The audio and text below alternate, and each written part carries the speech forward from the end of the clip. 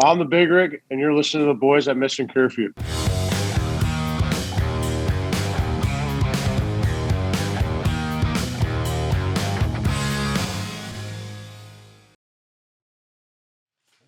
Fellas, UFC 265 is this weekend. Fighting.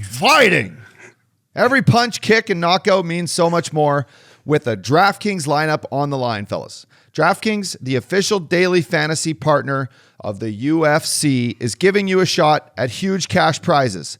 For this weekend's fight, fellas, DraftKings is offering all customers a shot at millions of dollars in total prizes. If you haven't tried it yet, Fantasy MMA is easy to play. Just pick 6 fighters, stay under the salary cap, fellas, and pile up the points for advanced takedowns and more.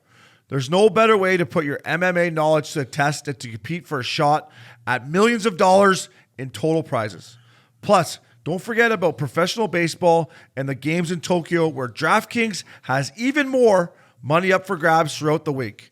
DraftKings is safe, secure, and reliable, so you can just deposit and withdraw your funds at your convenience. Withdrawing, baby. Withdrawal. Don't miss out on all the action of UFC 265 with DraftKings, the official daily fantasy partner of UFC. Download the DraftKings app and use promo code CurfewKings for your shot at millions of dollars in total prizes throughout the week. That's promo code CurfewKings to get a shot at millions of dollars in total prizes only at DraftKings.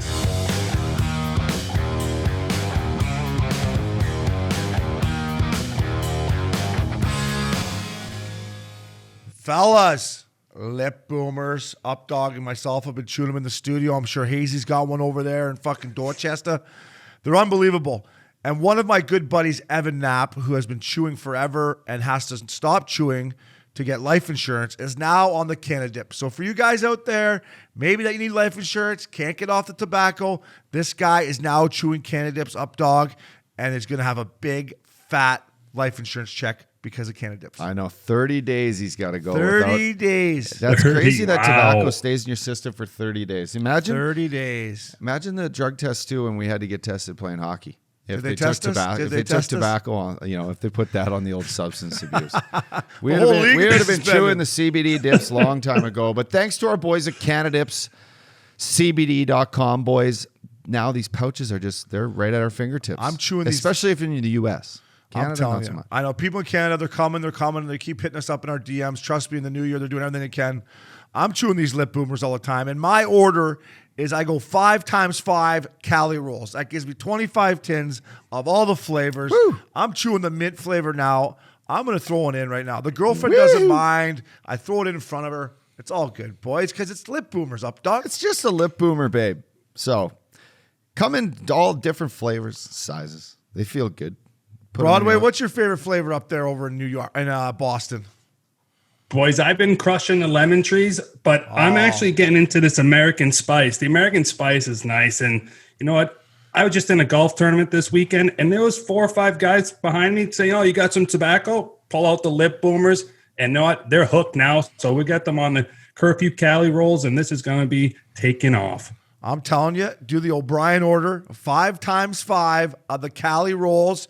Up, dog, promo code. Curfew Cali.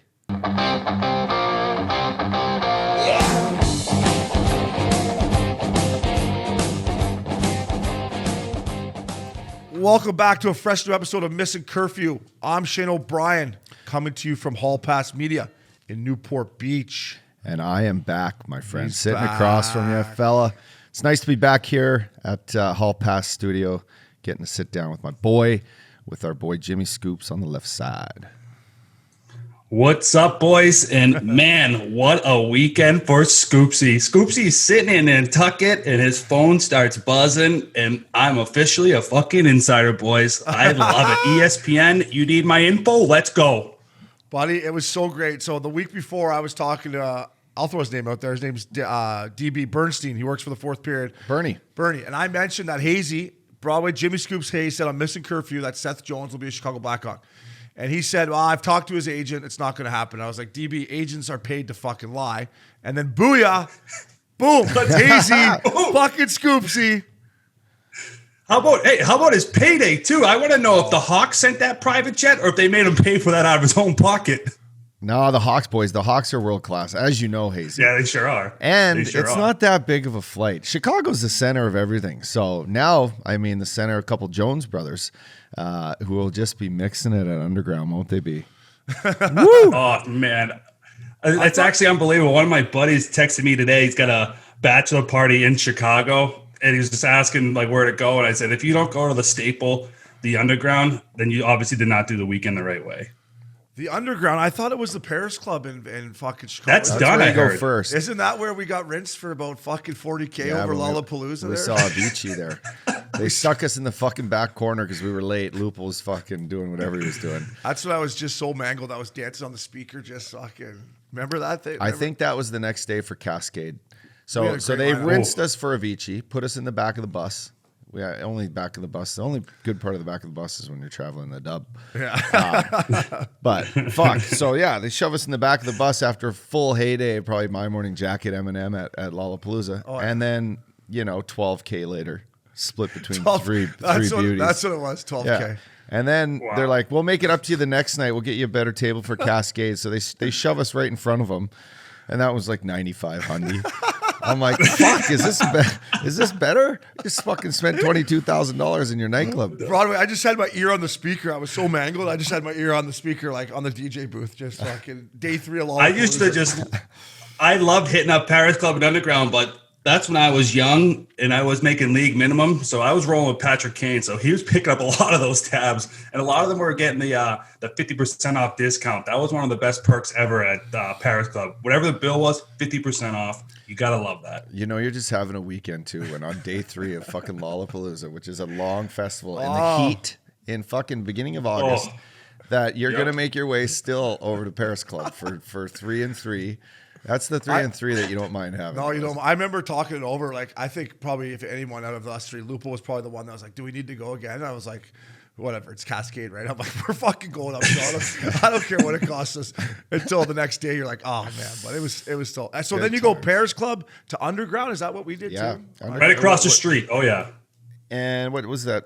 It was like 6 a.m. 6 a.m. Kind of 4 a.m. 4 a.m. Really? Oh, I thought it was later. Yeah, That was right 4 a.m. outside where I went.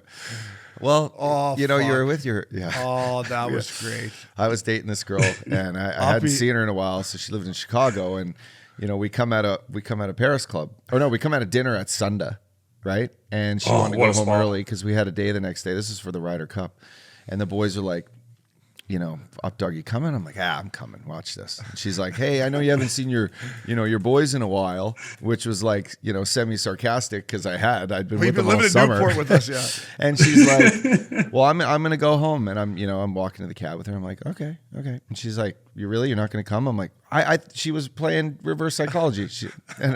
I'm like, I thought you said I could go. And she's like, well, fine, go. I'm like, all right. Well, bam. Shut the cab door. He closed this fucking cab door, Hasty, and jumped in with us. He's like, let's fucking go, boys. And me and Luke's like, you think that's a good idea? Up? She's like, yeah, it's fine. So the next morning, we go to get him, right? For the Ryder Cup. To get the tickets for the Ryder Cup. And he comes down, and he's still in his, like, whatever, comfy shorts, and his hair's not done. We're like, what's going on, bud? He's like, I'll just meet you guys there. I'm like, little fucking damage control. He's like, yeah, I'll meet you there. Just tell me what hole you're on. So I met you there. yeah, you should. Yeah. But Hazy, let's talk about Seth Jones. I think it's a great pickup. I think it's worth the money and something you can build the whole Blackhawks back end around. Yeah, I agree. I think he's probably one of the best defensemen in the game, probably one of the better American defensemen in the game as well. And the Chicago is going out there and making splashes, and they went out, and I think we're going to talk about later on again, Marc-Andre Fleury and stuff. But it's just, I think Chicago's got Jonathan Taves coming back, Patrick Kane. Their window is closing with those guys. You know what? And you might as well, you got to go all in. And I think Seth Jones, you get him for 8 years. It's a no-brainer. He's one of the best defensemen in the game. 8 years, 76 bananas, which we're going to get to. And let's talk about Marc-Andre Fleury up, dog. So there's a tweet again from Alan Walsh with the same picture of the knife and Marc-Andre Fleury's back. He found out, I guess, on social media. Listen, I got traded a lot. All the GM does is call you and say, hey, we traded you. It's not like they're really – would have you cared? I mean, I don't know. I don't think it would really piss me off if I found out on social media. I mean, for Marc-Andre Fleury, the Vezina Trophy winner, Hall of Fame goalie, maybe, yes, yeah. I would care. Yeah. For me, yeah, no, it happened to me twice. I got fucking traded while I was sitting in a salon chair, and fucking, it's Elliot Friedman and the boys fucking trying to ring me up, insider info, saying you've been traded, and I'm like, for who? What the fuck? So it did happen to you Twice. Oh wow. Twice. The one time from Phoenix to Columbus, and that one I was pissed. Oh. We can talk about Columbus. Yeah. How pissed That's a Jake tough Archer is right now. Columbus stinks.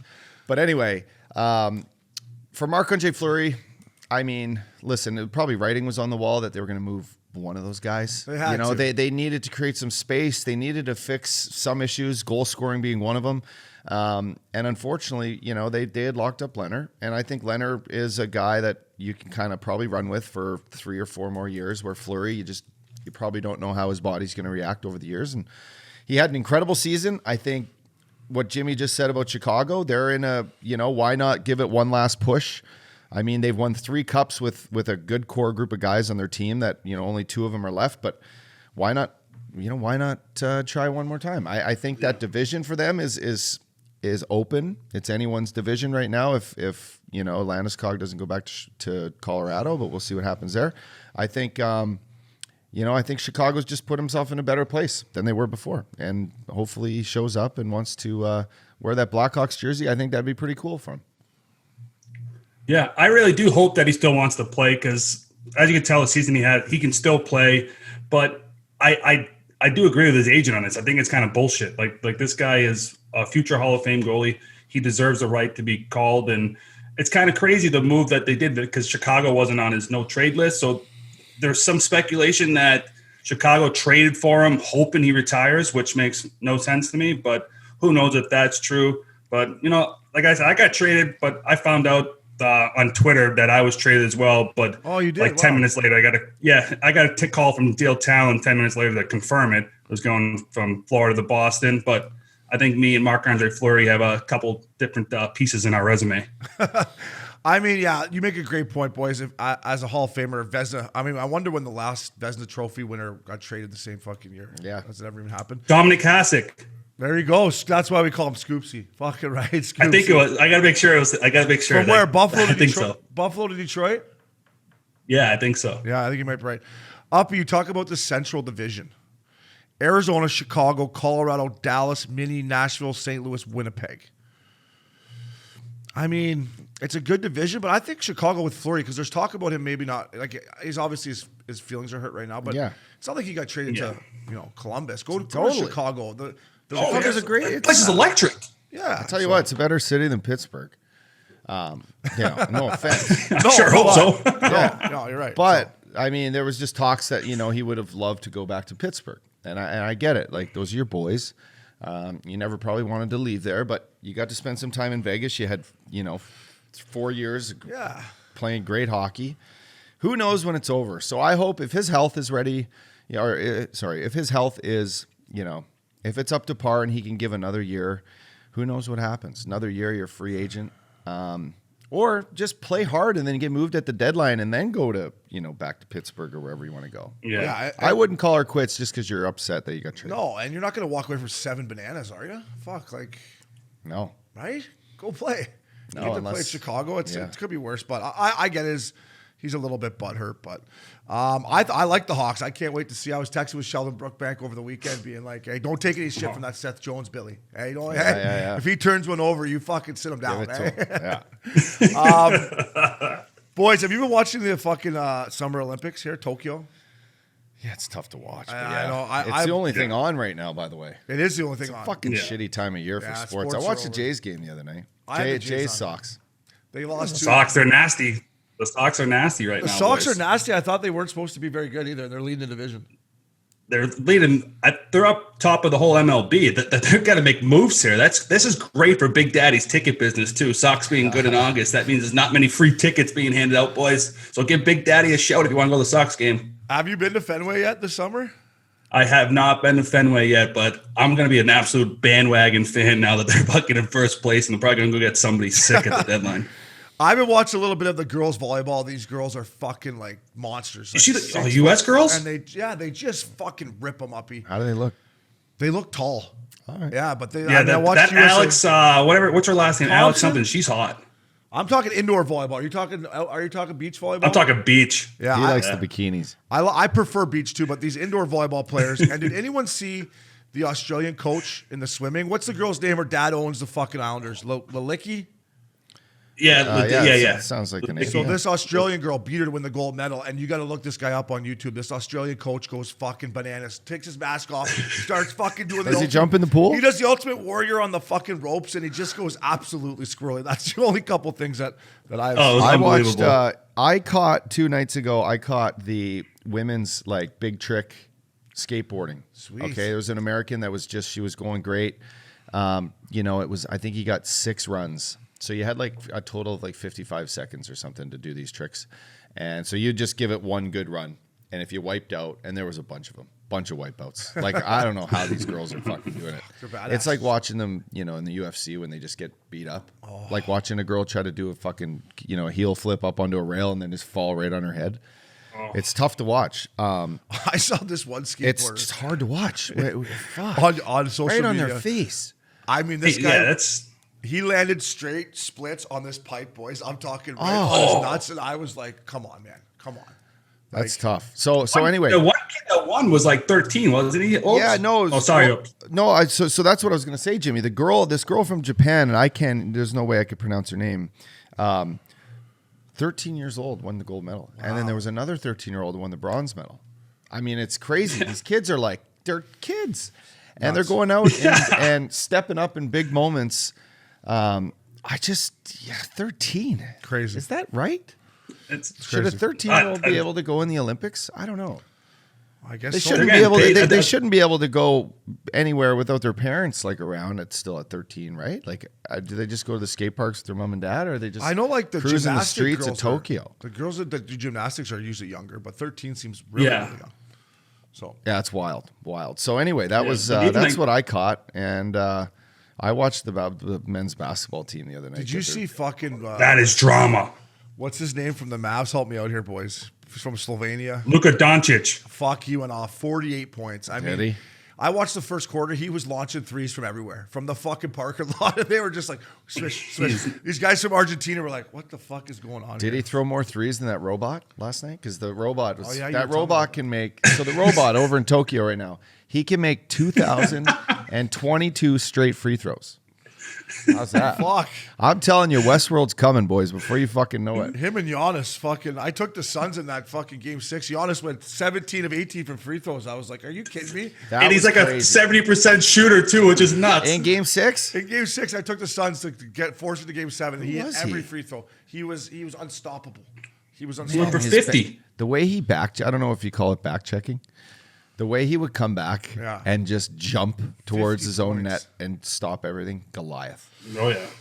He Boys, can run so- him down like LeBron did. Fuck, he's nasty, man. He deserves it. So, boys, the reason I asked about the Olympics is the NHL came out with their schedule this week, or a couple days ago, I should say. And fuck, boys, the NHL's going. They're going to China. I didn't think they should. I still don't think they should. Obviously, Uppy, we were just talking about COVID before we came in the studio. Who knows what the fuck's going on with the stupid virus? But what are your thoughts on it? You think it's a good idea for these guys to go over there? Or I think they should just focus on a normal NHL season. We're letting China have our best players. Yeah, aren't we? fuck It's China. not perfect. I know. I know. It's not perfect. It's not going to be the same. They're going to play in front of no fans. I know. Like, what's the point? They're, How are they going to make gonna money? be a little jet lagged. Yeah. They'll be eating some good food. Some good food over there. Some- Some soup maybe. dumplings. I'm a soup dumpling guy. And those Chinese beers are actually the Tsingtaos. Those are pretty good. They're not going to be doing any thumping like they were in Vancouver, are they? No. The village isn't going to be quite humming like it was in Vancouver. I don't think it's going to be humming there in Beijing. I think it's great for the athletes that are very prideful of their country for the opportunity to play. Like McDavid hasn't played for the Olympics yet. So a chance to see like him and Crosby play together for the Olympics. Like you won't probably see that in maybe 4 or 5 years. Actually, probably. Maybe Sid will probably play another 5 years. Probably. But, I love a big highlight of my life is watching Team Canada play. I in love the them Olympics. watching. Yeah, I love them. And unfortunately, with the Olympics over on that other side of the world, it's impossible to catch games live. And it just doesn't have the atmosphere like it does whether it's in Russia and Sochi, or it's in, Salt Lake City or Vancouver. These are like fucking places where people can really get crazy for hockey. I understand the NHL is trying to expand, and I was part of going over with the Vancouver Canucks to play the LA Kings in what was called the NHL China Games. Oh, yeah. And it was put on by a lady at the time that was really trying to expand, viewership and these entertainment arenas, like picture LA Live and what the Staples Center is to LA, and building the hotels and the restaurants all around it. Well, she was trying to do that for, sports complexes, and hockey being a big one.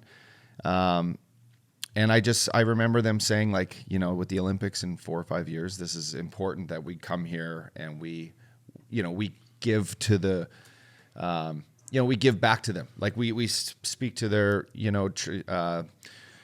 their fucking, what do you call it, reporters, and we do a little bit extra, and we do these public appearances. So we had this jam packed. If you ask Travis Green, he was like, what the fuck are we doing? Yeah, because it was a lot. I gotta get my power play figured out. Yeah, it was 4 days over there and nonstop. I'm like, boom, boom, boom. And then we were trying to go out, the boys. Yeah, I took the boys out. I had a guy on the ground in Shanghai. Yeah, fuck. We went and saw the Shanghai, Old Town Shanghai is actually pretty badass. Bunch of hot little, I do. So, anyway, back to the Olympics. Fucking A. I think it's. I'm just excited to see the Canada. Fucking A. So you're okay with it? You're okay? Yeah, with it? Yeah. Fucking right. I think the one thing the players are going to be pumped with, because I remember when they released the roster, the schedules last week. I obviously go right up to the Flyers and just kind of see where their green lights were. And then I saw that gap. I was like, Jesus, why is the season going all the way late April? And then it's the Olympics. 20 days off, boys. Can you imagine having 20 days off the Olympic break? No. That would be one of the best trips you could possibly go on. You got to be a little bit professional. You can't go 20 straight days. But the NHL, right.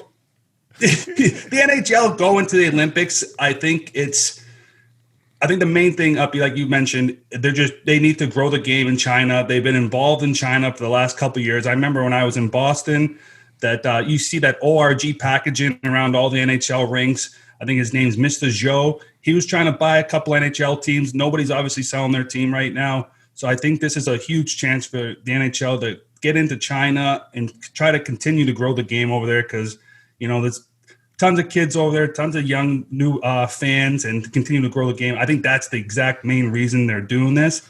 But, fuck, for a guy like me that knows he's not going to be an Olympic team, 20 days, that's a nice little holiday break. How's that first practice back after 20 days off? I had an Olympic break. I had one Olympic break where I went on a little bit of a golf thing, and then I came back to Vancouver. I think it was 10 days. And I remember getting on the ice Broadway and being like, holy fuck. Like, I couldn't breathe. My legs weren't moving. Like, lungs. I think 3 weeks is too fucking long. But for me, whatever. Uppy, if it happens, the best players in the world, like Broadway, they just named Mike Sullivan the head coach of Team USA, which is probably well-deserved. Canada's team is going to be an absolute wagon. I don't know. I'm still a little pissed off at China. I'm not going to lie. I don't think it's great for these guys to go over there. I think they should have stayed here and maybe next summer did a World Cup. But we'll see how it plays out. Fellas, that beauty Joe Rogan, fuck this guy. He did a 20-minute ice bath. Uppy was telling me, I didn't know this. Some little punk on social media challenged him. It just made me think of Broadway back in the days, having to jump in that fucking cold tub. I hated it so much. There was guys that would get up into their fucking neck every day that lived by it. I'm like, you're crazy getting in there. Were you a cold tub guy? I was the furthest thing from a cold tub guy. I fucking hated it, Obes. I wouldn't even want to put my ankle in the fucking cold tub. Never mind sitting in that thing up to my neck. I would, like, even started in college. I could do 25 minutes in a hot tub, no problem. That was usually the warm-up after when I was in a slump in the NHL. So that was pretty often, actually, that I would just do the old hot tub warm-up and two-touch and ready to go. But me and the cold tub did not mix. But some of those rinks, like New Jersey, Chicago, they had a great setup. It was almost like a full spa in there. You had the TVs going, get out of the cold tub, go in the sauna. I was just straight sauna hot tub guy, though. Hate the fucking cold tub. Yeah, no, boys. It's, like you said, spas. Good rooms have those fucking big-ass hot tubs. And in the morning, you had a couple beers before, you got pracky. You just fucking jump in that tub with the boys, balls hanging out, and then you fucking, you put on Sports Center, and you don't get in the tub for too long, and then you fucking jump in the cold tub. You do the plunge right in, head first, get the plunge going, shake it off, get back in the hot tub, do the fucking contrast. Veteran. Danny Heatley had the best by far regimen. By far. I played in world championships with him over in Switzerland, and he'd have the trainers. He was early. He was an early goer. He was crushing his beers in the Last afternoon. one to leave the bar, first one at the rink. Yeah. Heatley, yeah. So, but he would fucking grab a cold Monster Energy. Loved it. Fucking right, caffeine right to the mind in the morning, and he would go head first in the ice. And I'm Cannonball talking style. ice ball, but he would stay in there up to his neck for 7-8 minutes At in least, the mornings. at least. It Every was morning. impressive. Yeah, nuts. Now for me, like at the new house, Obes, Yeah. I put the sauna in upstairs, and I bought this fucking ice barrel. And I'm going to tell it's the biggest fucking waste of money I ever spent. Ice barrel. It was a thing on. I don't know about that. It was a thing on Instagram. $900. Not the It was 12K in Paris. Jimmy, a Rubbermaid fucking garbage bucket, pretty much.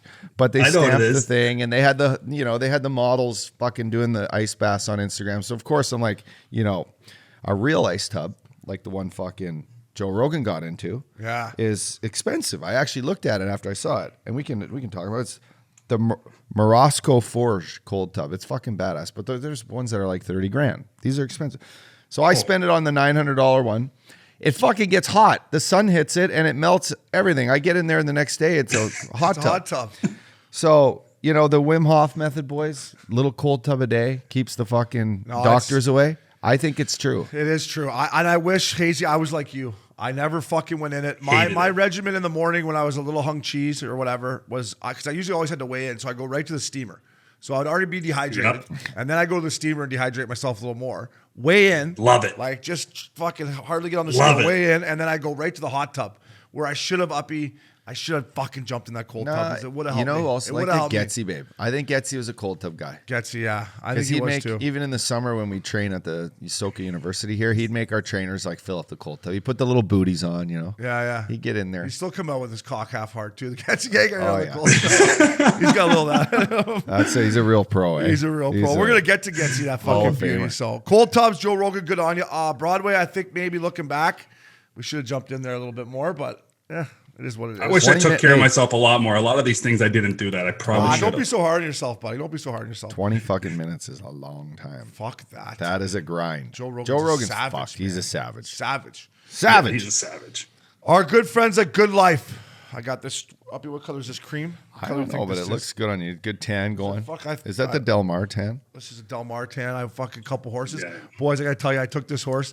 It was called Take Me for a Spin. No. And I swear to God. and I go to the beanie. I go, Beanie, I'm taking that horse. Take me for a spin. You want to know why? I'm taking She's you like, back for why? nothing. I'm like, because me, Uppy, and Loose back in the day, you'd be like, hey, did you take that girl for a spin last night or what? spin. Sure enough, the fucking thing came in second for me, won me like fucking 800 bones. Wow. Outlaw Nice. won me 1600. Hey, we got to go down there, man. It's great. It's great. So you went down for the opening day, Del No, Mar? opening day was 2 weekends ago. I just went Nice. down, but it was sold out. But Take Me for a Spin That's awesome. came through. I took him to a fucking Win Placer show. Did He Tom was like Doherty fucking- give you a trifecta? Tom Doherty picked the first winner, yeah, and a trifecta. Wow. A box trifecta, which means they can finish any other way. They just got to finish in the top three. So he was hot this weekend. Yeah. Because I played Yes. golf with him Sunday morning, boys. Our boy Tom Doherty, Big Canyon. He went fucking 6 birdies in the first 7 holes. He plays 4 days a week. Oh, so the he had a with the weekend. par. Then he pars 8. Then on 9, I'm like, just fucking go for it, man. I want to see 29. Go for it. He pulls one left off the staircase, comes back in the fairway. Fucking, you know what? He grinded for a double. He shot 31 on the front. So shout out to my boy. 31? Shout out to my boy. Fuck. It was impressive. He's a good player. Our good friends at GoodLife. Sorry, we never got a little off topic. That happens in the locker room sometimes, eh, boys? The segment is brought to you by GoodLife. Updog came up with it. I think it's perfect. Expansion fuck up. Boys. We could have called it a million We things. could have called it. We called it Jesus. fantasy They fuck fucked up, it up. expansion fuck up. They fucked it up. Premature Not- Expansion sleepy time. Uppy, let's start with Frank because we love Frank. He came on the pod. He has a job to do. I think over that course of the thing, he might have taken the torch from Elliot Friedman. I think he Yeah. went He by. did too good of a job. I think he went by Elliot, was like, I'll take that, because like He took the torch. it was Frank Zilla, man. He was just fucking smashing everything. Like it was unbelievable. I know. They have a job to do. I thought they ruined the whole experience, but I don't know if it's necessarily. I think someone needed to remind them, and by them, it could have been the NHL. Remind someone that this isn't free agency fucking day. Yeah. This is the expansion Yeah. draft. Yes, we're all Exactly. waiting for it, but you're trying to build a show around, the TV. Or how about, the picks were in at 10 a.m.? Have the show Yeah, at fucking that's where they fucked up. 10:05. Or don't have a fucking show at all. Don't have a show at all. Just when it happens, it happens.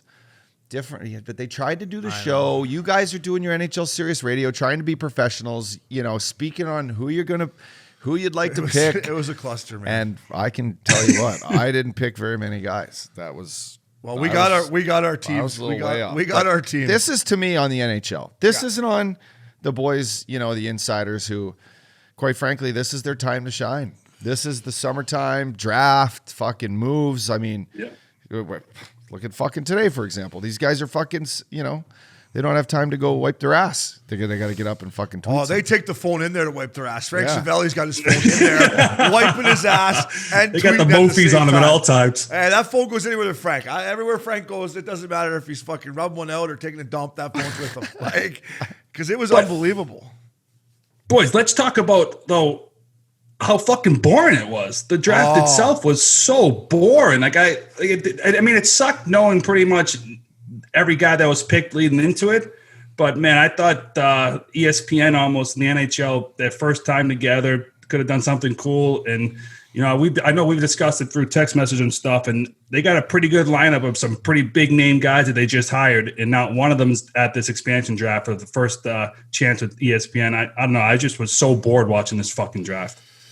Yeah, you guys you nailed it on the head, and I agree with both of you. First of all, the NHL, why not just have the picks come in an hour before the show goes on, and that way it probably won't leak as much. And for all these people that are leaking them, Stevie Y, of course, good old Stevie Y, Legend, was the only guy whose organization fucking, as Craig Lupul used to say, loose lips sink ships, and that's what happened here. Fucking people, whoever, were just leaking it to Frank and Elliot. I think the NHL made a mistake there, boys. And then with the coverage on ESPN, I get it was their first one. Poor Dominic Moore, man. You got to check the camera, right? I poor Bing and Max. Every day I'm like, try to make the camera make me look a little thinner, which is hard to do. But Dominic Moore, you can't have your bald spot in the shot the whole fucking time. I got a little bald spot too. I'm not fucking saying, but I turned on and there's Dominic Moore's bald spot. I'm like, come on, man. It's got the one little hair wiggling. Tough angle. Great backdrop. Great backdrop to the fans of Seattle. Great, It great was backdrop.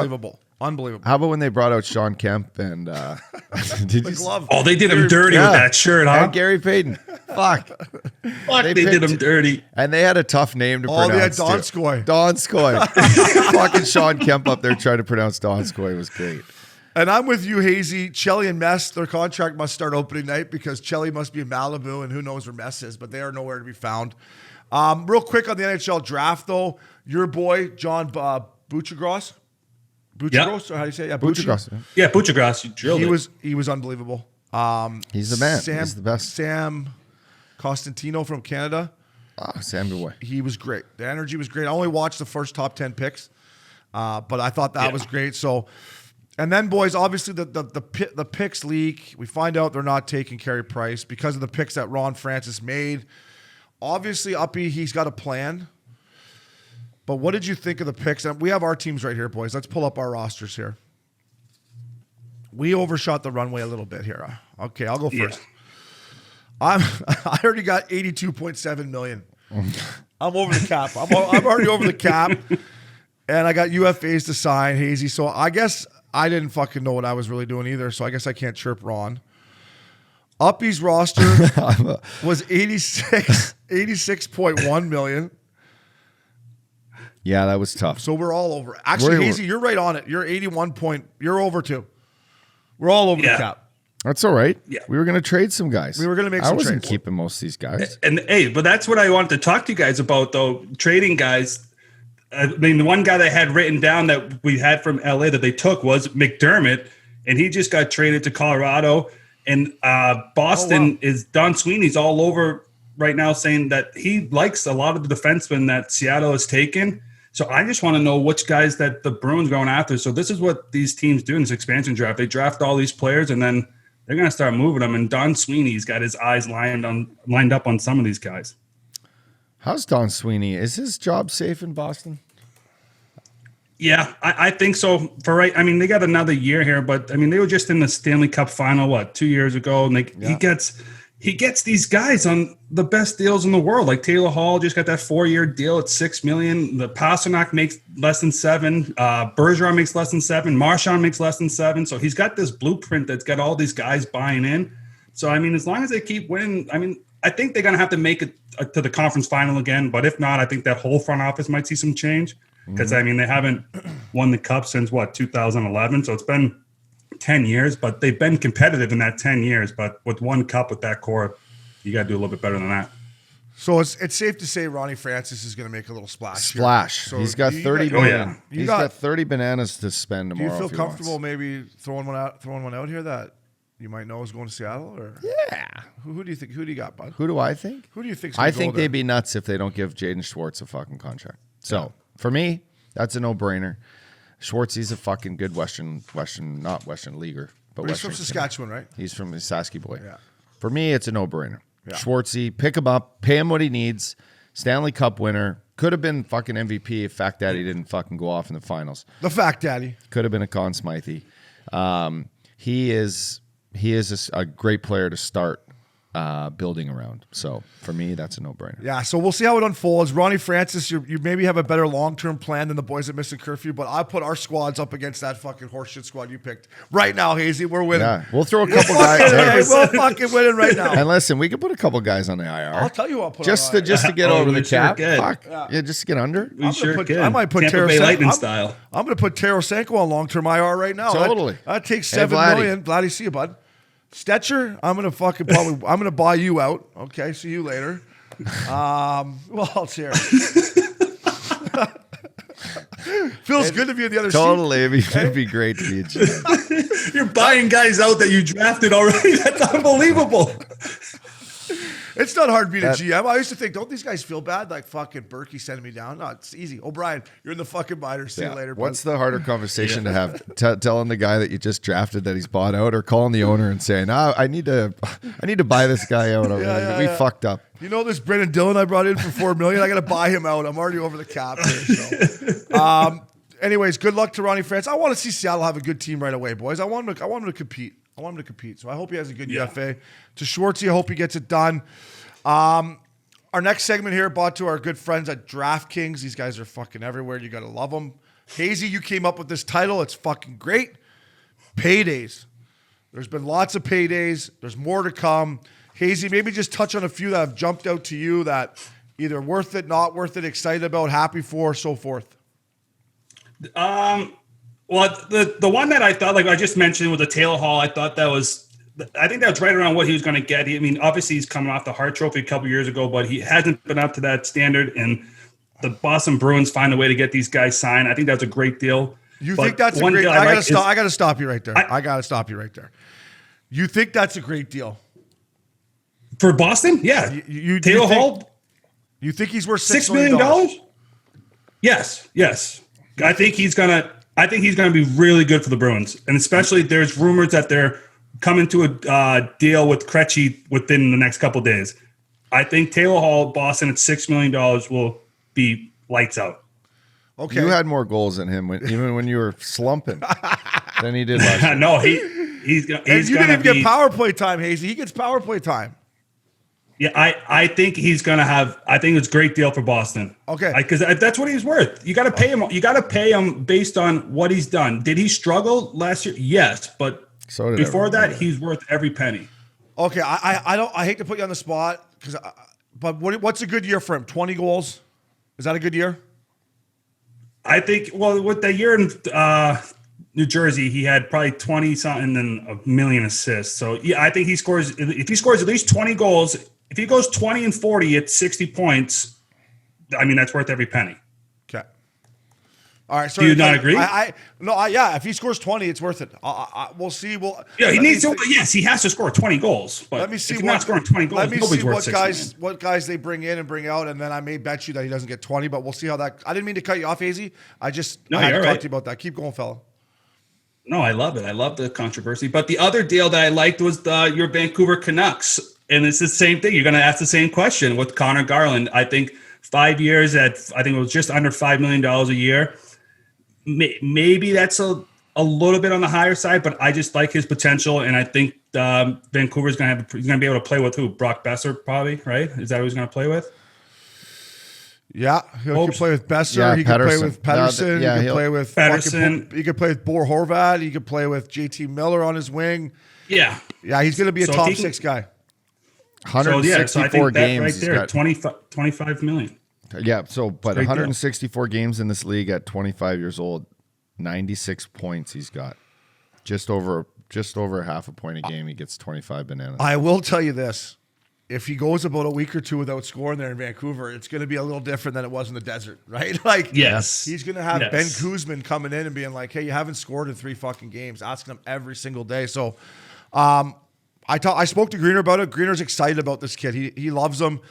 He plays bigger than he is, obviously, as we know, boys. But there is some pressure that comes to playing in Vancouver and scoring goals up. Yeah. So, I love Larson. Played with him when I was younger. I love that. He was a great young kid.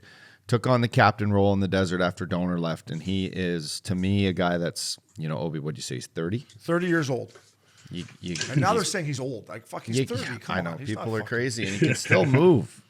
Watch him fucking do the 10 and 2 up and down the blue line. Yeah, exactly. I mean, the kids like McCarr learn from these guys like that. Exactly. He's going to go in there and help Quinn Hughes. And it's not like Swedish guys haven't had success in Vancouver. Like, every Swede that goes there plays unbelievable.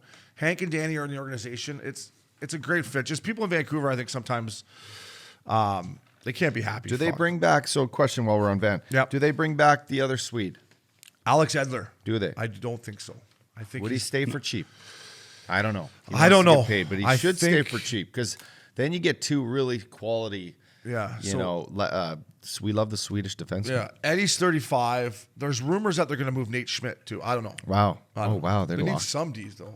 Who are they going to have? See, yeah, but why? I like Nate Schmidt. Why is he always in the group? I don't understand it.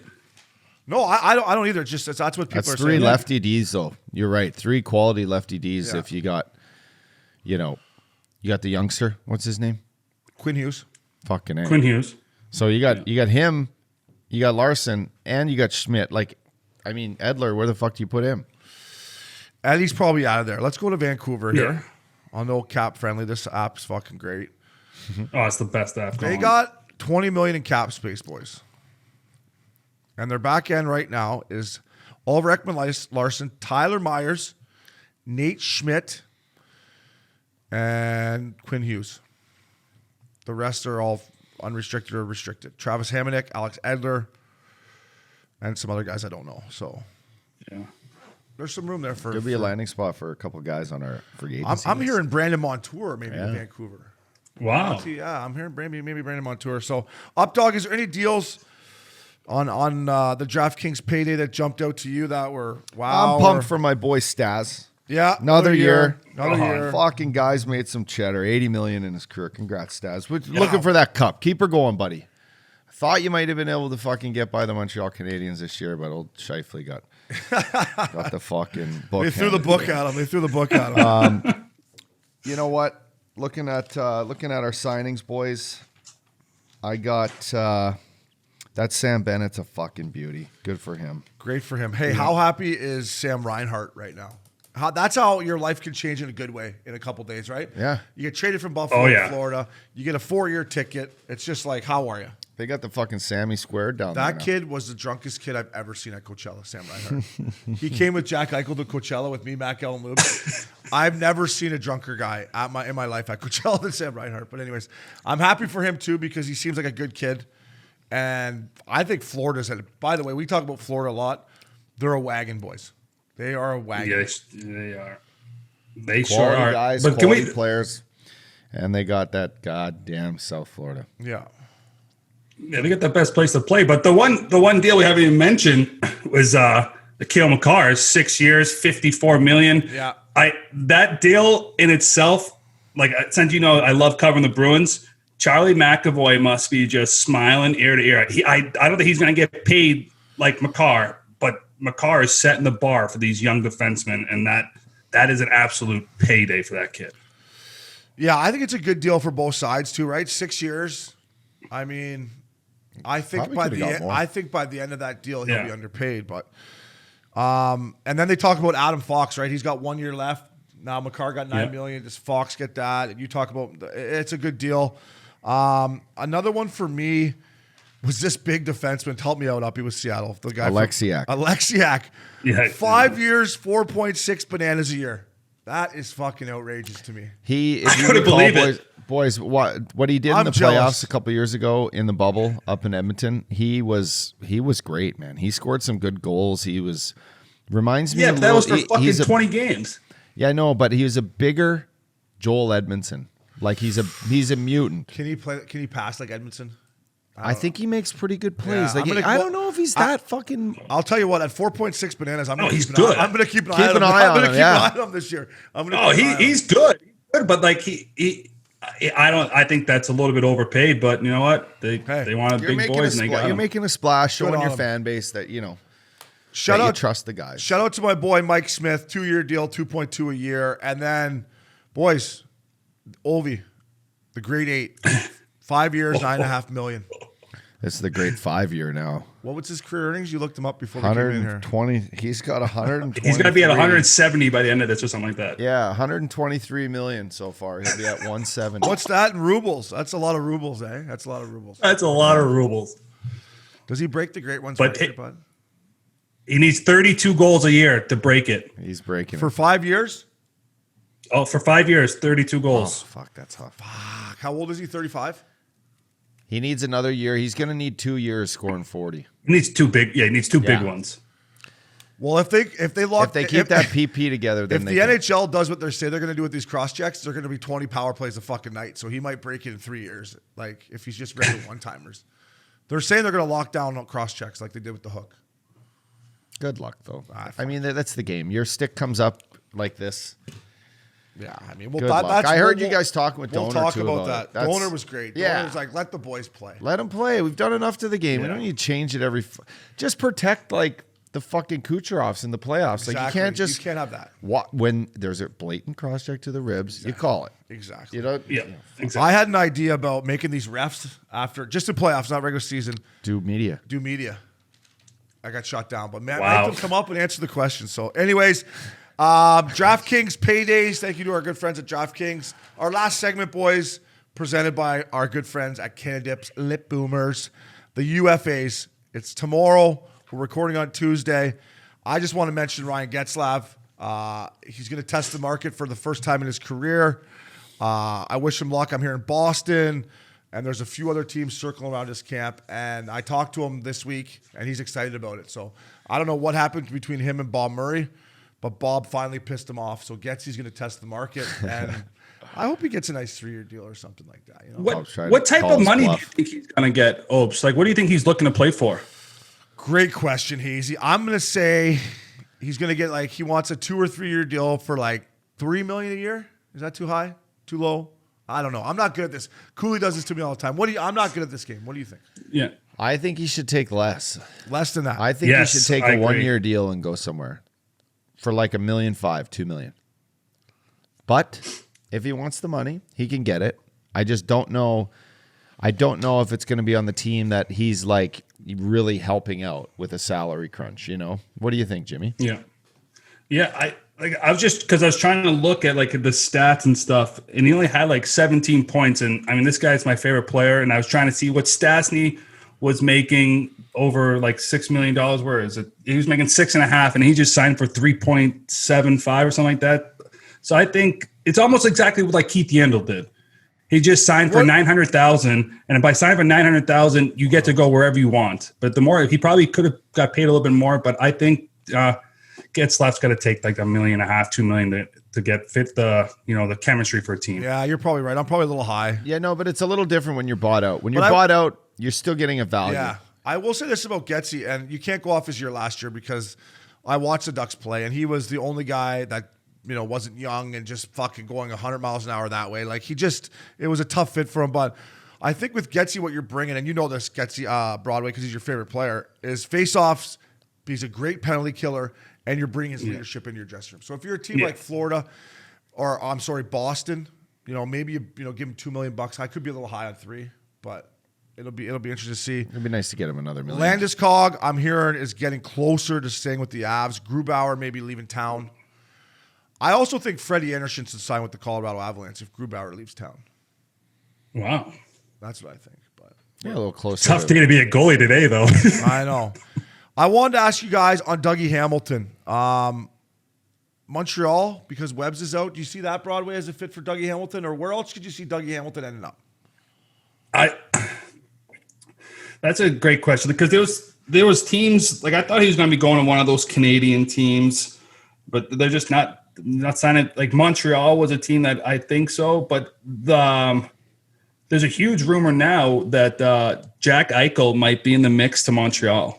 Wow. That was coming from a source here, that they were trying to make a deal for it. It might have fallen through, but Montreal is supposedly in the mix for Dougie Hamilton. But Dougie, man, I don't know, because like he's obviously going to make more than that $5.75 million. Like he's going to get a really good payday, but he's a really good player. But it just seems like a fucking I don't know. I don't know him at all, but it seems like a shithead. You get moved that much to be that good. I just don't.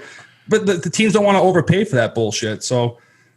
I don't know. I got to do my homework on him. Figure out what type of guy we'll he see. is. I mean, I thought he would end up staying in Carolina, but who knows what's going on there. Don Waddell traded Nedeljkovic and says he's bringing in a veteran goalie, so we'll see what happens there.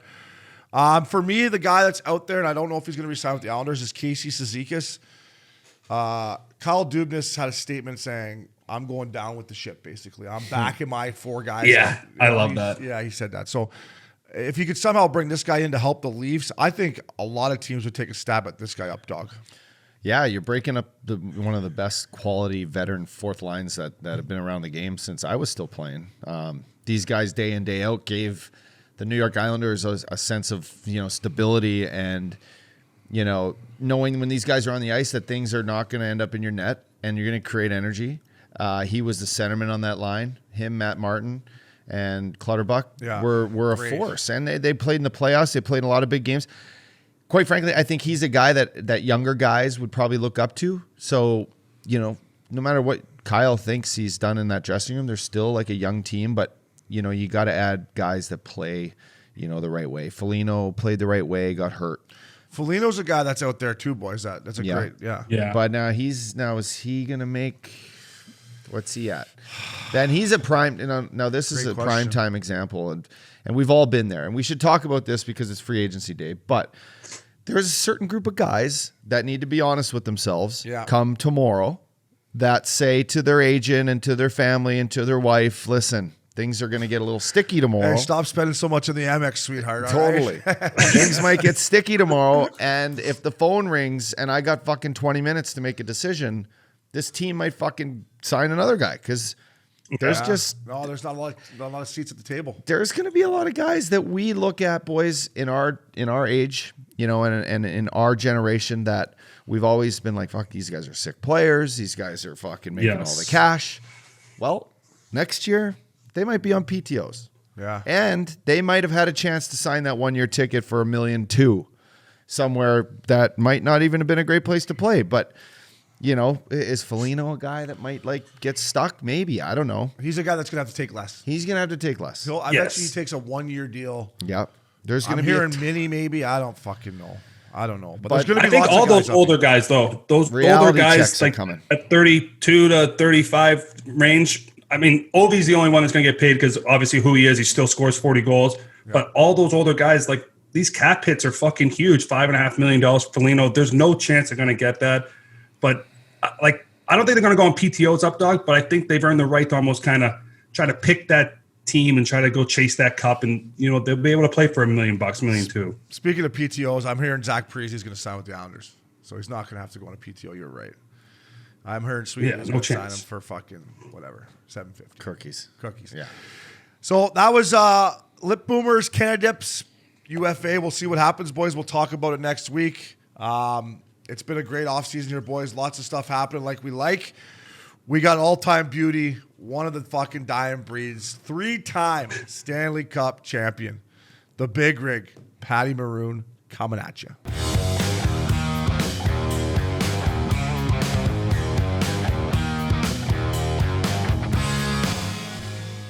Fellas, our friends at Oura Rings, you guys have been pulling out the stats right now, and fuck, it looks like you guys are enjoying your summer, but your numbers aren't up. Your numbers aren't up to point, which here at Missin Curfew I respect, and actually it doesn't surprise me, boys. Well, listen, I spent, it was 2 weeks out in the East Coast there, Jimmy Scoops. You know what it was like. It was a little humid, a little hot. I was drinking a little too much. And then I get back here and I'll blame it on a little bit of the time zone. Maybe it's, but what I'm able to do on the Oura Ring is, if I'm feeling tired, I just lay her down and sleep, boys. Lay her down and sleep. But I'm looking here, Jimmy, my last couple of days, I got, my sleep balance. It's getting up there. I'm in the 70s now, getting good sleep scores. My readiness levels are there. I love Oura Ring because it just keeps you inside. It keeps your insight on your sleep and your rest for when you can absolutely keeps you honest. Hammer down. You can hammer down on a day where you just give her shit. You go full up dog. So, Yeah, Jimmy, that's the way I feel. How do you feel? Yeah, like you said, I don't really like to look at the Oura Ring after I've had a long weekend, especially a long weekend in Nantucket with Big Sexy. I had a readiness level of 36 when Monday came strolling around. But the one thing I did like, I had a couple people in Nantucket ask me where my ring was from because the looks of this bad boy, they are turning heads. These Oura Rings are slick looking, and I love how you can kind of compete with yourself to monitor sleep and readiness throughout the day.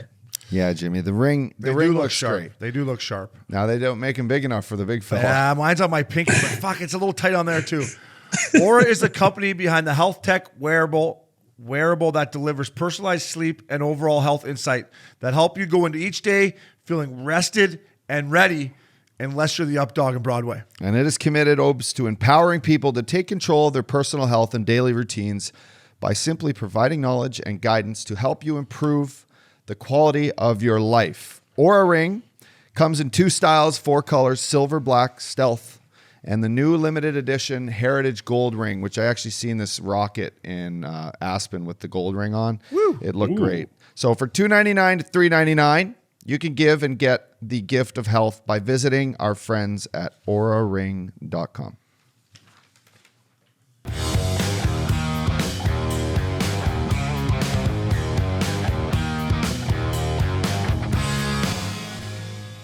Welcome back to Missin Curfew, Up Dog Broadway.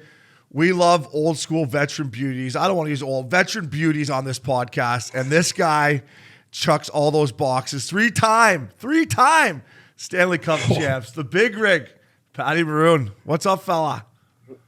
Nothing much, boys. How you guys doing? Good, buddy.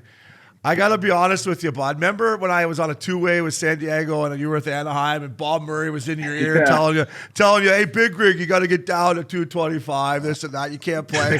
Well, fucking suck it, Bob. Oh, good old Bob Murray on the bike, on the scale, off, back on the bike. Worst. It's the worst. I mean, what you guys go through too, if you get in that club and you just got that idiot GM or something, like it's crazy. It's a little bit of a mind fuck. Oh, I mean, I was against you. It's the worst feeling in the world. That's wild. I'm glad I wasn't in that book. I was never in that book. Nobody knows Big Rig unless you're in the group, right? Yeah. The big guys, and there's so few of us. And now you're still playing. There's so few guys left, but every weigh-in day for the skinny guys doesn't matter. I'm like, this guy's lost 12 pounds since camp. How come he doesn't have to do a fucking push-up pyramid? Right? Like, do a push-up pyramid for fuck's sake. 7:30, I would have 7:30 come in. Bob's on the bike, towel over the whatever you call it, the timing. He's just spitting, hawking loogies, and you're riding the bike next to him. You're like, fuck, this sucks. No questions. If you didn't get on the bike, you just go up to the trainer. It's like, why isn't Murr on the bike? He needs to get on the bike. Did you have Carlisle with Anaheim Big Rig or no? No. Just 2 games. Oh, thank God. Because it was even worse when I was there, Big Rig. You'd have Randy and Bob both on the bike waiting for you to come in. It'd be like me and Penner, Getsy, they'd just be waiting for us. Get on the bike, big boys. So, Wow, that's beautiful. Oh, God. The Big good Rig, old days. how's the last fucking couple weeks been, fella? Must be just a whirlwind. I mean, congratulations. 3 in a row. It's insane, buddy. Yeah, it's been crazy. Like I've told a lot of people that I've been doing stuff for, I've been blessed the last kind of 3 years of what I've been through. And, you know, I'm still on cloud 9 from what I've been going through too. Like, it's just crazy to think about when you look back on your career and you retire, like to win 3 in a row is, I don't know. I mean, it's just fucking crazy itself, but you know, just to win one, it's unbelievable feeling, but you know, to do it 3 times in a row, I'm still, like I said, it's a crazy feeling. I can't really explain it. Like I'm just kind of people ask me and you kind of forget about it and you just may go back and just reflect on like, how the fuck did that just happen kind of thing. So, but been blessed to be on 2 really good teams the last 3 years. And, you know, I've played my role out. You know, I took a new role, you know, just being a 4th line, just grind it out, you know, help the young guys and, you know, hopefully, you know, we have success. So, and, you know, I've been lucky to have success the last 3 years. So it's been crazy. It's been nuts. Big Rig, let's talk about that first cup you guys won in St. Louis, because the way you guys came together as a team, and then the one picture I saw of you and Fact Daddy on the plane, you got the cup, he's got the Conn Smythe. After you win it one time, you're probably just like, I got to enjoy every single second of this because I'm never going to have the opportunity probably to win it 3 times, right? So that time was that the most special time, or are all of them the same? I think they're all special, but I think we can all agree St. Louis is probably the specialist, only because I'm a St. Louis boy, born and raised here. You know, going to a team, you know, Uppy was there for so many years, and, you know, they always had a team that, you know, got to the conference finals or, you know, got to the second round and just couldn't get over the hump or get the save they needed, or, you know, like, you know, the star players that, you know, were supposed to be star players couldn't give them over the hump. But you know, we went there and it was just the way we started was fucking shitty. But, you know, when Chief took over, he had this, you know, fuck you mentality and just said, hey, listen, I just want guys to compete. So if you don't want to compete, you'll just be in the stands. And that's what happened. We just came together as a team, and Uppy knows all those leaders. Steiner, unreal guy, probably one of the best guys in hockey by a long shot. I don't see anyone better, nicer, you know, always reaches out to people and always cares for people. And to have that mix with, you know, O'Reilly even, you know, is even better. So, you know, Petro's obviously a great leader on the ice and, you know, in the room. But, you know, to have that veteran mix with Bomeister and Steiner and, you know, to have that crew there and to add Fact Daddy and Bozak in that mix, you know, we knew we had the team, but it was just trying to get over the hump. So I think that one was probably the most special one, but it was fucking unreal the run we went on. You know, those 10 games, I think we won 11, we rang off 11 straight. And Absolutely. It was just funny though, like, Steiner always said we were going to win the Stanley Cup on the road because we were always a road team, road dogs. You guys were. And it was just one of those things where we lost game 6. I'll never forget. And I sat with Bozak, O'Reilly, and Steen, and we just sat down. And Steen was like, "Well, here we go. It's our time." No one even was like, "Who cared? We lost game 6. It was meant to be." And Steen was like, "Here, we're going to win it on the road." And we just had that mentality. We're just a road team that year. And it was just crazy how we figured it out in such a short period of time. And we came together as a group. Yeah, that group. Big Rig. Oh, sorry, but sorry, It's Uppy. okay, Jimmy. I'll take it. But that group was some of the best guys, like you just said, put together with some of the most confident minds. You talk about Steiner, what he always had. Like he always felt like St. Louis was so good to the players that at some time soon they were going to win, and that they were going to be able to give St. Louis that hockey fucking trophy that they've always wanted, the Stanley Cup, and that he'd always, from the day I met him at we sat at that Italian joint in Clayton, and we're sitting Napoli. We're sitting at Napoli, me, him, Schwartzy, Bertuzzo. We're having beers after like a training camp fucking practice.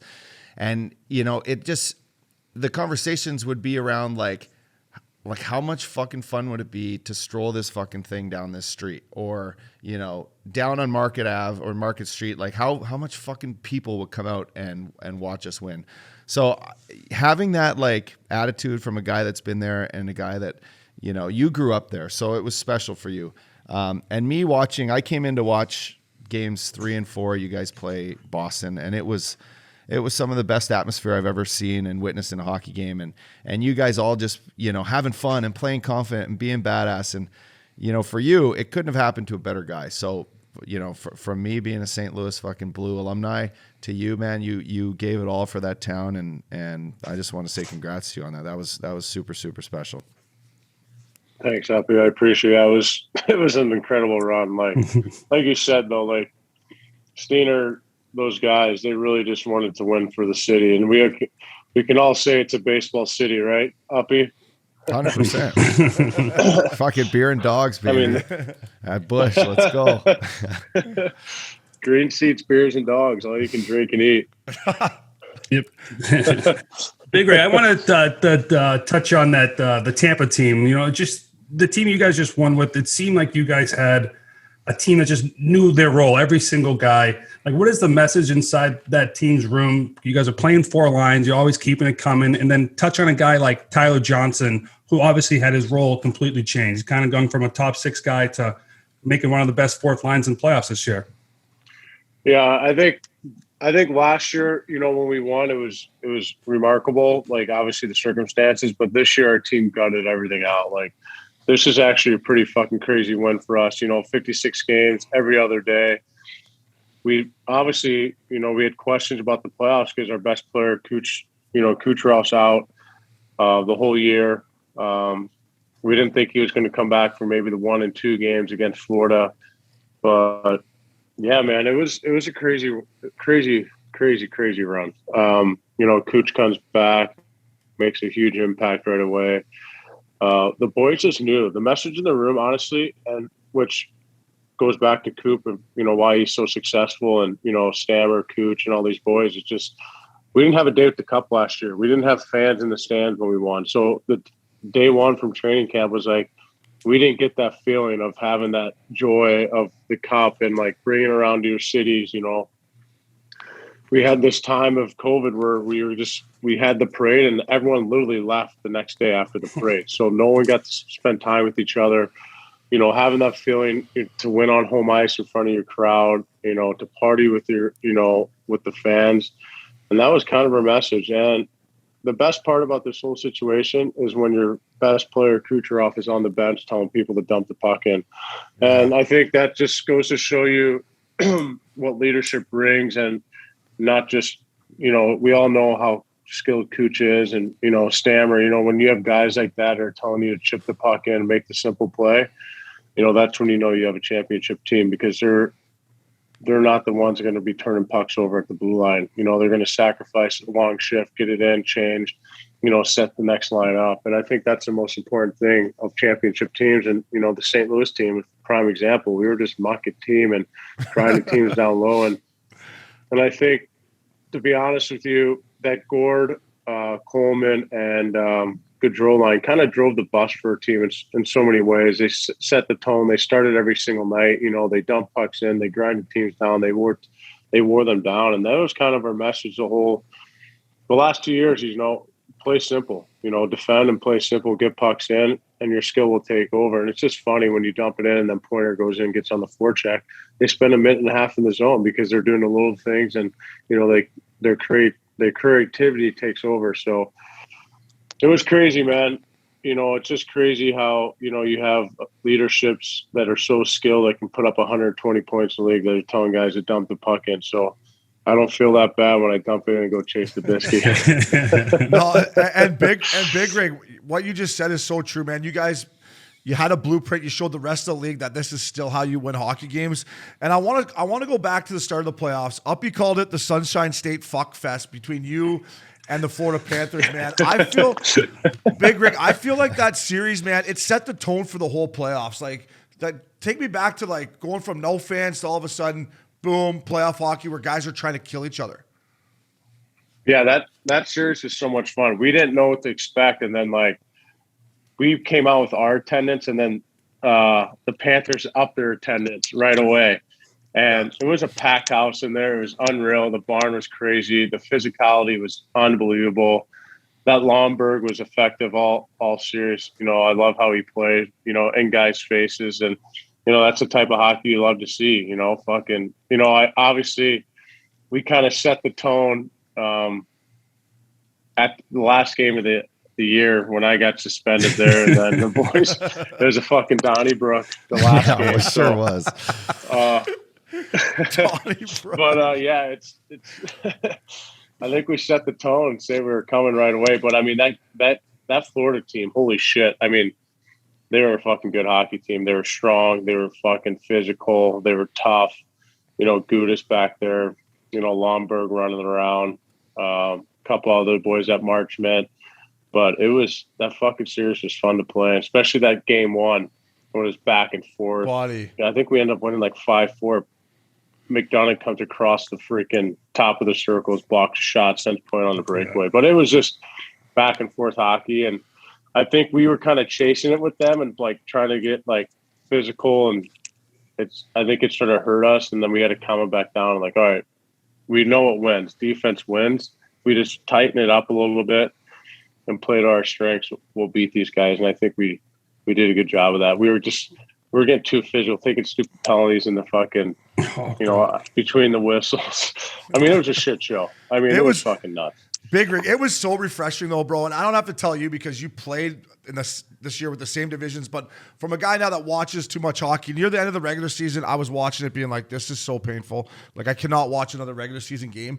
And then you boys came out of the gates and turned the clocks back to fucking 2006 or whatever. And it was just like every whistle fucking scrubbing up, like texting the boys. I'm like, boys, fire this game on. Cause this is fucking hockey. There was no boring hockey in Florida anymore. I was like, here we go. And it won't be anymore for a while. Like when I was playing in Florida, there could be like, it was a power play snooze fest in the Tampa Bay Lightning, Florida Panther games. But now the way these teams have built themselves, like you guys with your speed and then fucking your size and the way you play, Florida, the moves they're making right now, they're putting a fucking hell of a team together. There's no boring games in South Florida anymore. It's great. No, there really isn't. And I mean, I just remember that hit in playoffs when Sam Bennett just basically jumped from the bench and just buried Coleman from behind. I was going to jail. But I mean, that's how the playoffs are, man. Physical, totally. You know, plays like that, and I think that was I think our series set the tone of like physicality and like, you know, how you're supposed to play. So I mean, that was a very, very fun series. Plus, it was in our backyard too, so that's always fun too.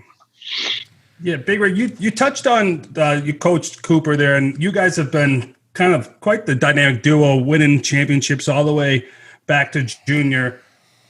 What type of coach is he, and how is it like, you know, having a coach like in your corner? Like, does that just strive with like more confidence for you? Like he knows what he's getting from you. You got the big hand, the nice soft hands down low, protecting pucks. Like, is that all he wants from you, just to be the Big Rig? Yeah, he just wants me to play my game. You know, he knows what I'm capable of doing. You know, getting pucks in. You know, holding pucks down low. He hates when I throw pucks to the middle. He just wants me to hold it, jam pucks to the net. He knows what he's getting out of me every single night, and he knows that I'll stick up for my teammates also. So, but I think the most important thing is, you know, helping the young guys. You know, when guys get called out, they get put on our line, just the way you're supposed to play, you know, and you guys can all vouch for this. When a young guy gets up here, he starts feeling it. He thinks he should be on the fucking top unit. He thinks he should be first line, second line, and you got to fucking put him back in your place and say, listen, you have to do this for 2-3 more years, and then you'll get your opportunity, buddy.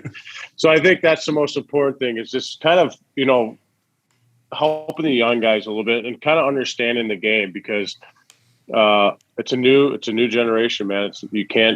It's not that old school feel anymore. When I first came in the league, and you just got to help them out and understand them when they first, make sure they feel welcome and make sure they're part of the team right away. So, but on the Coop side of things, he's so structured. He's so smart. He's a player's coach. You know, he's reads the locker room so well. He knows what we need. He knows what we don't need. Little things like that. And that's the most important thing. And he's a player's coach. So he gets it, and he gets it. He's for the boys, and that's the most important thing. He's an unbelievable guy. He's a great coach. And like I said, he just knows what to say. He has that swag about him that he's invincible. He's untouchable. And that's cocky. Yeah. I mean, fuck you. You got to have it, right? And he has it. I mean, some of his speech, and me and Goody have this thing because he was kind of diagonal of me, and he would say something out of the ordinary. I don't know, something. And I'd be like, fuck, good speech. Hey, Goody's a fuck. Yeah, that was good. Yeah. Hey, Patty, I was told he does not waste a word. If it comes out of his fucking mouth, it's like super efficient, right to the point, and it like makes you guys, understand this is what's up. This is what we got to do. Like, no, seriously, it really is. And maybe I'll say it now because maybe he'll listen to this, but what the thing that got the guys, so we'd go in overtime, and it started in the bubble. I don't know why. And we had a power play, and he goes, "It doesn't matter, boys. We're going to score in this power play." And damn well everyone's superstitious in that damn room. You're like, why the fuck did you just say that? But those are the things he says. He's like, they're not going to kill this off. We're going to score this fucking goal. And it's shit like that. We're like, oh, okay, now we have to score or we're going to lose because we're all fucking whatever. So he does things like that when he comes in. He's like, we're not going to need the PK. We're just going to score in this power play. Stuff like that. And you're just like, God, all right, here we go.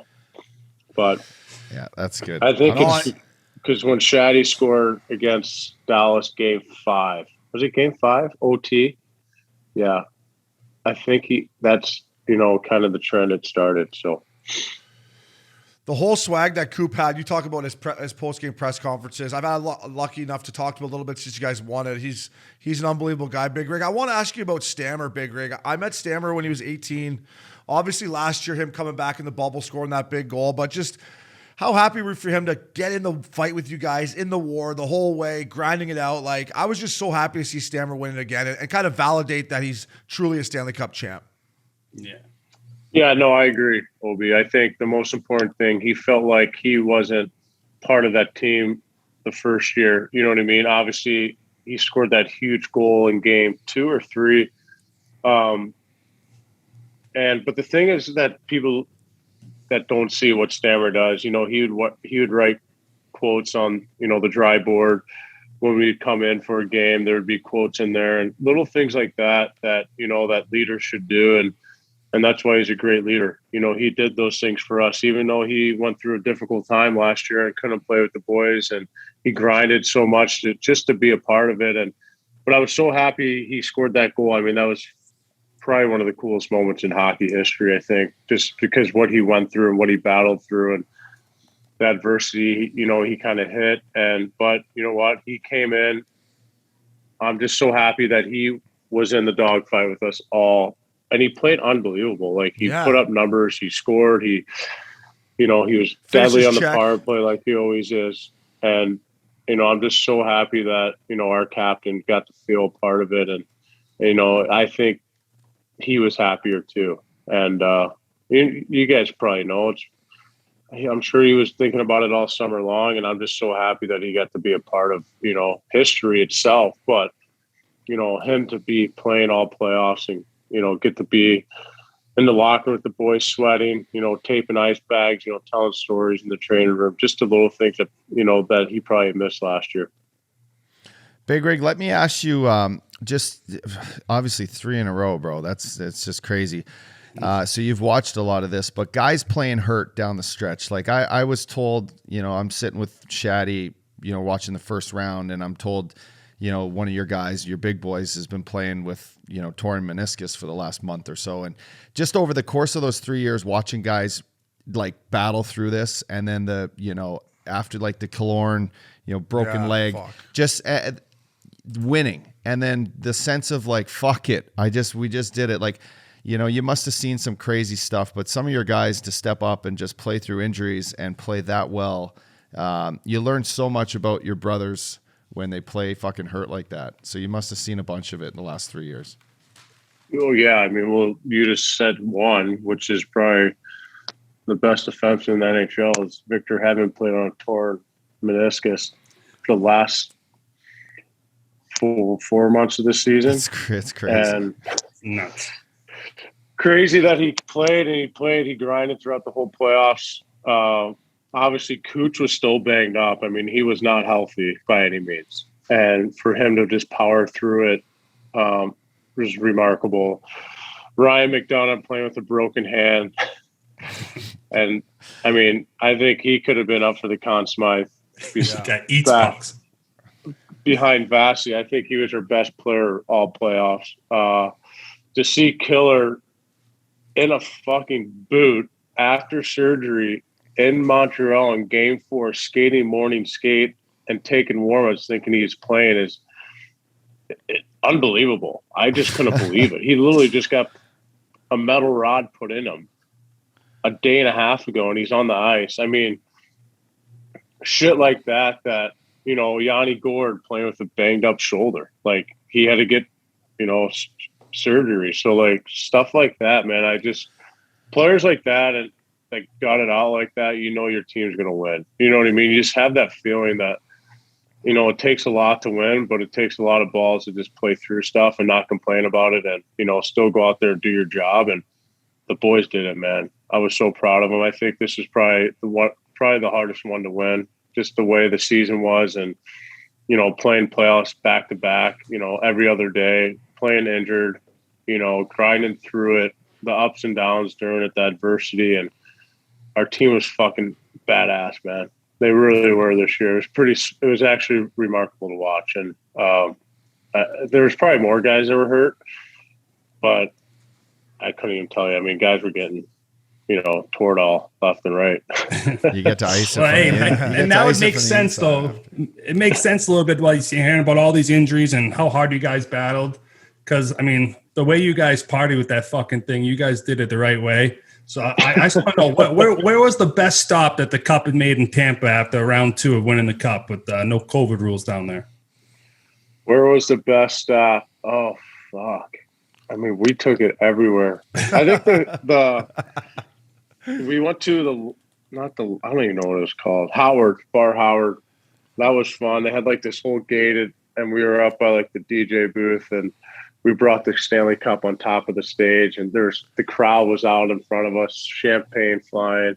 I mean, it was fun. Everywhere we went was fun. I mean, like I told the boys, share with the fans, man. Like, go up to the fans, put it over them, fucking let them hold it, let them touch it, stuff like that. I mean, we partied it up. I mean, we did it the right way. Nice dinners, out, party buses, the stuff like that. It was great. I mean, I think Bar Howard's probably the best night. I mean, every night was fun. I don't remember much either, too. Who would? How about this Kucherov beauty, Big Rig? This fucking guy. I mean, like, what a fuck. He went missing last year. Remember? I mean, me and Uppy, when Cooch first came out here, Big Rig, he came out, they had a Russian agent that changed his name to Gary Greenstein. And it was Miguel Grabovski, fucking Kuhlman, and then this kid comes out in lightning gear, and he's just throwing fucking sauce everywhere. Anyways, it's Kucherov. Unbelievable player, but what a guy. And like, I mean, how was he at that fucking I mean, he was feeling good right after the game, but just talk about him a bit, man. He seems like a guy that just fun to be around. Yeah, he's a hilarious human being. He's so funny. That too, he is. That he gets little cocktails in him, and he's even funnier. No, he's just not. He's just a beauty, man. He is one of a kind. Just a really good guy, good teammate, and the Russians always go out to dinner by themselves. So me and Killer one night, well, before the road trip, like, why don't you fucking ever ask us to go out with you guys? Be like, oh, you don't like Russian food. Okay, well, take us. So we were in Washington, and they took us to this Russian dinner. To Ovi's so it was like me, Ovi's Killer. place. I forget who else was there. It was obviously the three Russians. I think Volkov was there, maybe. I forget who else was there, but it was like they're like, okay, well, do you want the experience? We're like, yeah, we'll get the experience. And it was just one shot after another shot after another shot after another shot after another shot. We're like, so this is what you fuckers do every night? It's unbelievable. Good luck keeping up. But the food was unbelievable. Great food. The owner was even a better person. So it was, but that's who they are, though. They're just nice. He's a one of a kind, man. He's a beauty. You can sit down and have a conversation with him. He loves bullshitting. He loves every sport too. That's a beauty about him too. And but yeah, he's just a great teammate, great guy. But 18 million over the cap. You guys need a couple shirts. Yeah, I love it. But like Big Rig, we've talked about it before you guys started the playoffs and him coming back. Like, we thought he'd be obviously an impact, like on the power play and stuff, but to come back and lead the fucking playoffs in scoring after missing the whole year, like, I don't care what you do in practice or away from it, to come out there and still snap it like that, it must have blew you guys away, even at the NHL level, right? It was nuts. Like, it was crazy, especially game one against Florida. I mean, I think he had a breakaway, a couple grade A's, but he comes out and rips. I think he had 2 goals on the power play right away, but he makes our team so much better. I mean, the way he sees the ice, and especially on the power play, like Stammer's not open. If Hetty's not open, he just dishes it right back to Pointer. Pointer puts it back in the house. So little things like that. But I mean, we didn't expect much, but we knew he was skating and working like on his skill. But I wish you guys can see videos of him, how he works the half wall by himself, like in practice and stuff, the way he does things and the way he sees things. It's amazing. He's 5 steps ahead of everyone else. So, and, but I think Braden Point and him just complement each other so well in so many different ways. And Andre Palat is kind of like the mucker, man, just goes in, gets loose pucks, feeds it back to him, creates space for those two. But I think him and Braden Point are probably the best duo in the league. I think they passed Getsy and Perry. Yeah, and you know what?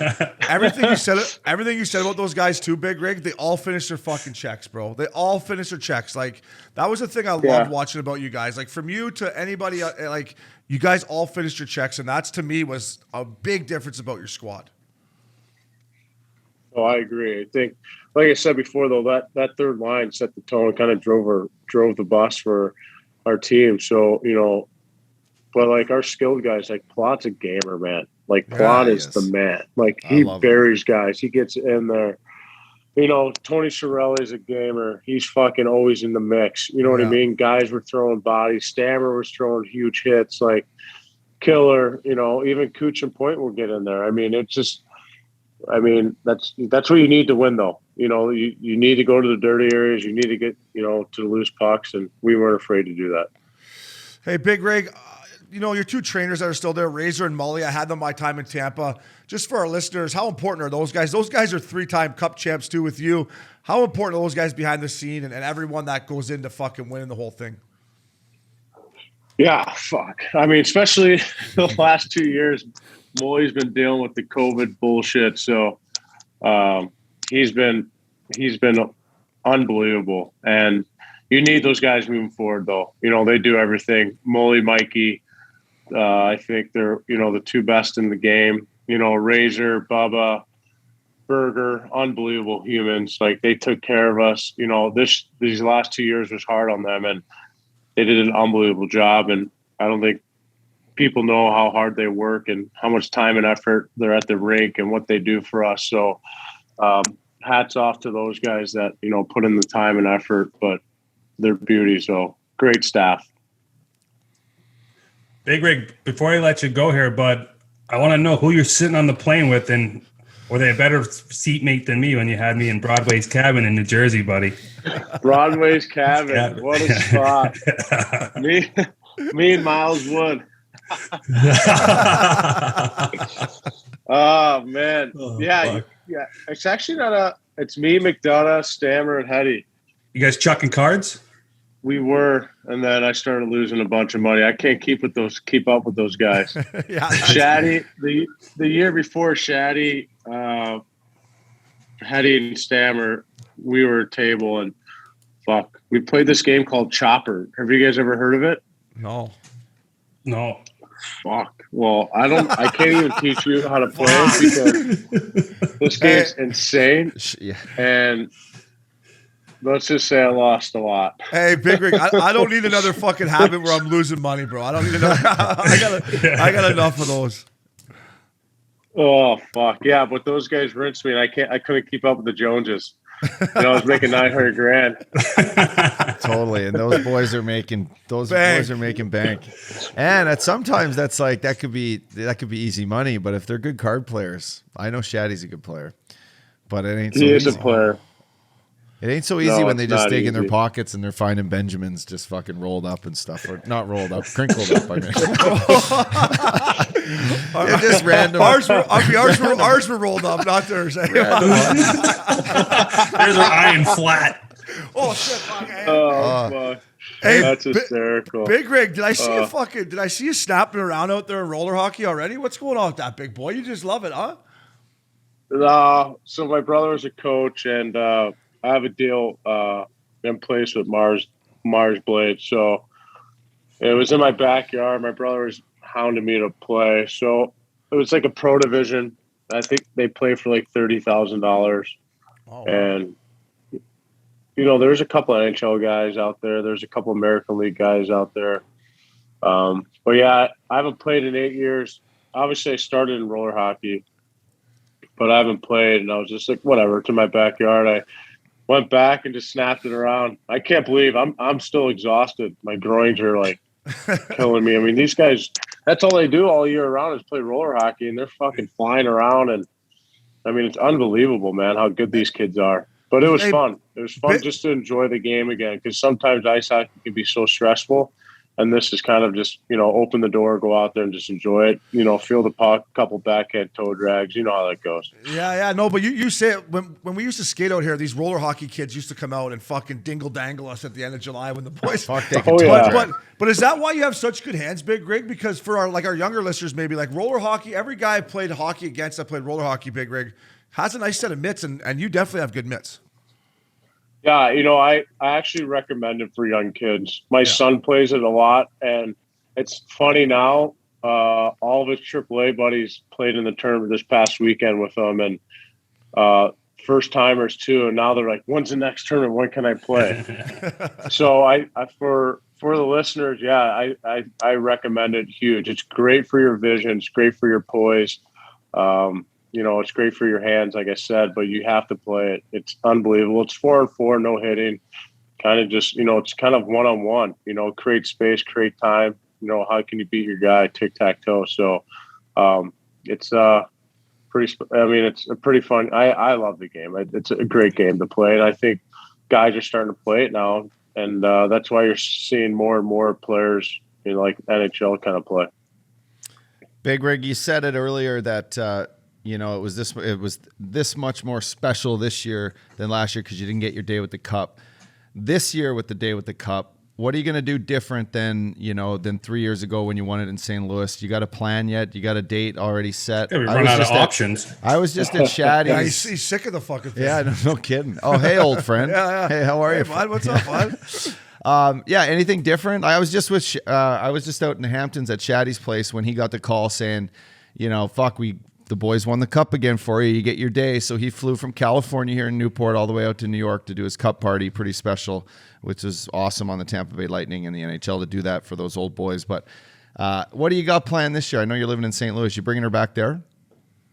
Yeah, so it's coming to St. Louis on the September 15th. I'm bringing it to my Oakville High School this time around. I'm bringing it back to where I grew up. So I'm going to bring it bar hopping to all the local establishments that I grew up going to. So I'm going to do that high school and then kind of bar hop around Oakville where I grew up in South County, and then bring it back to the old Ritz. The Ritz has got a new, very beautiful outdoor patio kind of setup. So just kind of hang out, do the whole ice sculpture thing and hang out with the boys. Hopefully the St. Louis boys will get to come because I know they're itching to see their name on the cup too. So They haven't got to see their name. So get some of the boys to come by and hang out because I know it's close to training camp, so most of the team will be back. So that's about it as of right now. I'm sure I'll add more into the mix, but there's, you learn from your first one and not what to do.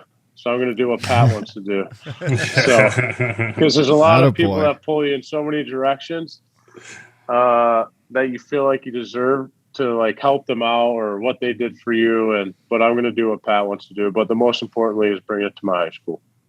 Oh boy. Good for you, buddy. Hey, Big Rig, I saw something on your social media. What is it? Lettuce dressing or Letty dressing? What's going on? What is that, fella? Is that to get the National League full? We'll work for this. Hey, we'll work for this. What is that? What is the Letty dressing? Boy. What's the Letty dressing? So this kid Max, he started the frozen tarps. Did you guys ever see that? Where these college kids would like throw their shirts in the freezer and they call them freezer tarps. Yeah, I did see that. And then they chug a beer. Well, he's the one that started that, and like his TikTok is blown up. I think he's got a couple million views on TikTok, and he goes to University of Tampa. He's a golfer, and all of his buddies play in like the North American Hockey League or the USHL, and he just started like using hockey slang, and it just kind of picked up. And he reached out to me saying, "Hey, I got this great product. I'm starting this Letty dressing. Would you be interested in being my partner?" I said, "Yeah, let me do my due diligence. Let me look into this thing." And looked into it, and he was already on fire.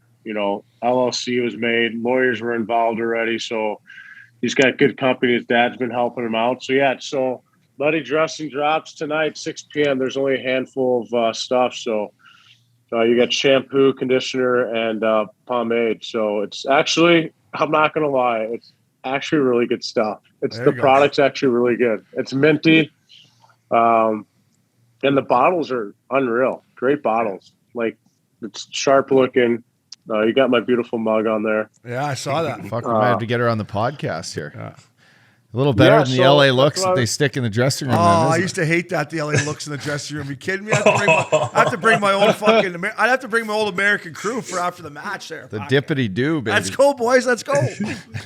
So let me know what it costs to do an ad, and I would love to collab with you boys on something. And obviously, you guys will get free whatever, but let me know how much, and I would love to collab, and you guys do a spot for me. Be our pleasure, fella. Big Rig, buddy, keep her going, man. 3 in a row. It's unbelievable. We're pulling for you always here at Missin Curfew. And next time you're out in Cali, we'll go play some golf at Big Canyon or whatever. Go to A Restaurant. I know you don't mind the A Restaurant, huh? I used to see you in there the other time. He likes Solani's. You like the A Restaurant, don't you, Big Rig? But I like the A's Restaurant. Nice dinner. Then you just go to the bar. Oh, great spot. You're a beauty, Big Rig. Thanks, Rig. Congrats on everything, buddy. Yeah, Thanks, let's go hit Rig. the skinny soon. I'd love to hit them. All right, buddy.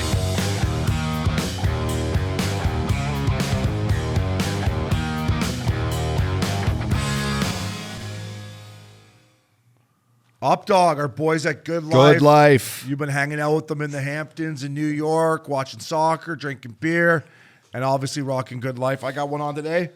I think it's like, this is like a little cream color or something. I don't know. I mean, what do you think? Our boy Graham Dillette.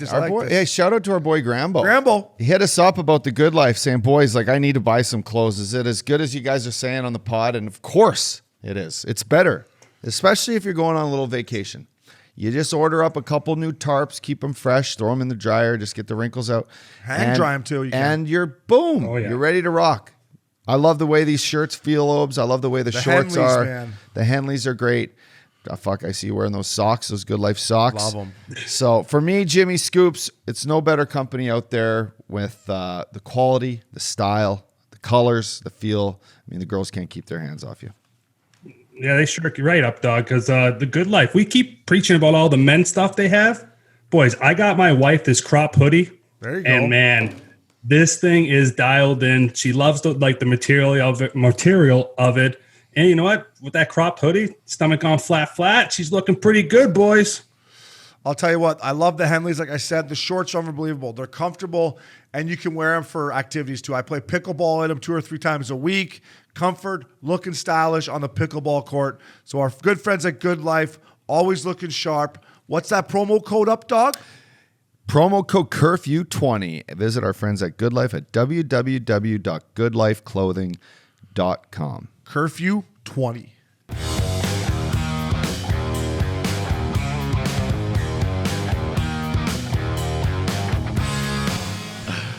Oh, boys, the big rig. 3 in a row. Absolute legend. I just remember, like, sitting in the fucking before training camp, me and him on the bike in Anaheim, and Bob Murray all over him, telling me he's too slow and got to lose weight. Well, he's got 3 rings up. Yeah, it's great. I never played with him, Obes, but I got to know him. I met those boys in Vegas. We didn't even get to the fucking flowers thing with him. I know. Fuck, I wanted to get. I know. We jumped the gun. But I got to meet him. A joy of a guy, always with a smile on his face. Fucking joking around, a perfect guy to win with, right? Yeah. So he's the man. Yeah. Thanks to him for coming out, taking a little day off in St. Louis with the boys there. Yeah. They're teeing it up. They got some good guys. Good guys there, right? Good guys. Every guy named off. I'm like, fuck, good guy. Well, it's crazy because the older guys always stayed in St. Louis, married girls there, lived there, small town fishbowl style. Yeah. And now the younger guys are doing it.